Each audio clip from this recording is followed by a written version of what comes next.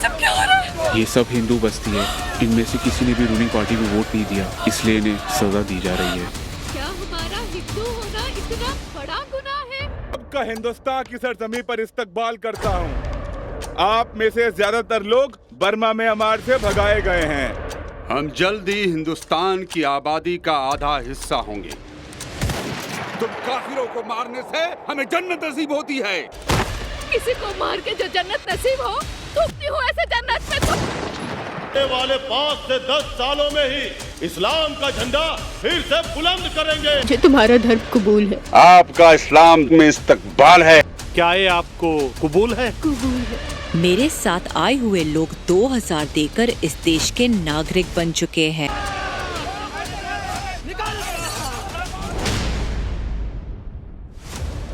ये मदरसा था जहाँ पर आज ब्लास्ट हुआ है। लोगों से पूछने पर पता चला है कि यहाँ पर बम बनाने की ट्रेनिंग दी जा रही थी। सेंट्रल ने फोर्सेस भेजी हैं, लेकिन हमने उनको डंप करवा दिया। मैडम ने अपनी पुलिस लगवाई है सब जगह।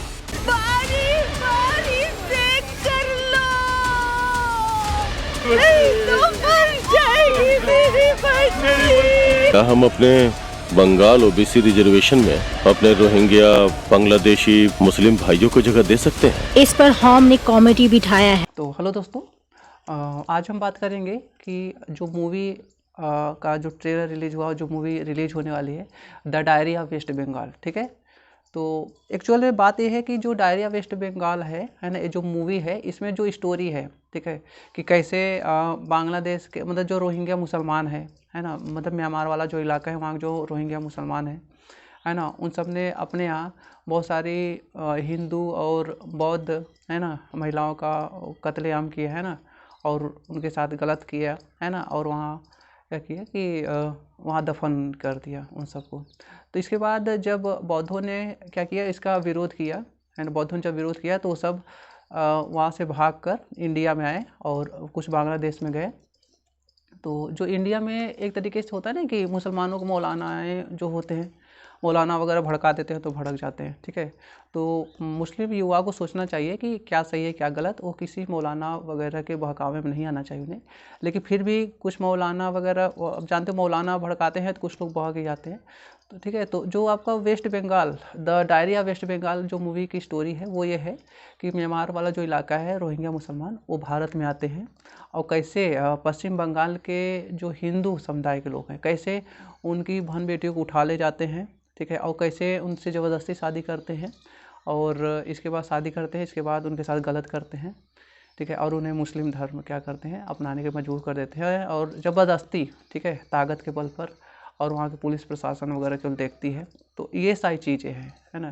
तो ये मतलब जो मूवी है ये इसी पर आधारित है और ये रियल स्टोरी पर है ना, मतलब ये रियल स्टोरी है। आप आज भी जाएंगे तो बहुत सारे पश्चिम बंगाल के ऐसे इलाके हैं जहाँ मुस्लिमों को अच्छी खासी सुविधाएं हैं और उसी के बगल में हिंदू वाली जो बस्ती है वहाँ उतनी अच्छी सुविधाएं नहीं है, पानी वगैरह की, बिजली वगैरह की। ठीक है, तो ये सारी चीज़ें हैं। तो वहाँ भेदभाव वगैरह जो चीज़ें हो रही हैं लोगों को, और मतलब रोहिंग्या जो मुसलमान हैं हिंदू के साथ क्या चीज़ें कर रहे हैं ना, कितना गलत कर रहे हैं, वो सारी चीज़ें आपका ट्रू इवेंट है, मतलब ये वास्तविक घटनाओं पर ही आधारित है। ठीक है, यदि हम बात करें इसके प्रोड्यूसर की, ठीक है, तो इसके जो बात करें इसके डायरेक्टर की, तो डायरेक्टर जो है वो सनोज मिश्रा है। ठीक है, और तो जो स्क्रीन प्ले राइटर है वो भी सनोज मिश्रा। इसके बाद बात करें म्यूजिक की, तो म्यूजिक क्या है इसमें जो दिया है वो आधिर दत्ता ने। प्रोडक्शन कंपनी कौन है, तो वसीम रिजवी फिल्म्स जो है, ठीक है, तो वो क्या है प्रोडक्शन कंपनी है। और इसमें पश्चिम बंगाल में जो हिंदुओं के साथ हो रहा है ना, मुस्लिम मतलब जो अन्य धर्म है, मुसलमानों छोड़कर जो अन्य धर्म है उनके साथ मुसलमान कैसा वो आतंकवादियों वाला व्यवहार कर रहे हैं, है ना।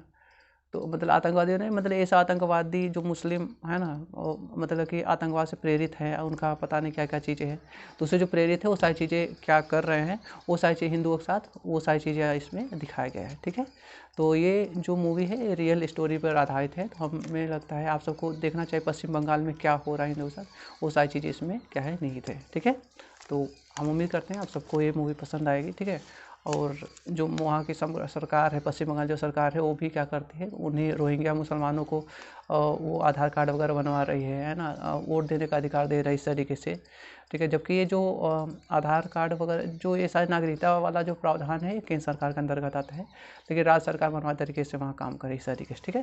तो आप सबको ये मूवी सभी को देखनी चाहिए, the diary of West Bengal, ठीक है। जितने हिंदू भाई हैं हमारे या तो ईसाई भाई हैं, है ना, बौद्ध भाई हैं, उन सबको को ये मूवी देखना चाहिए, ठीक है।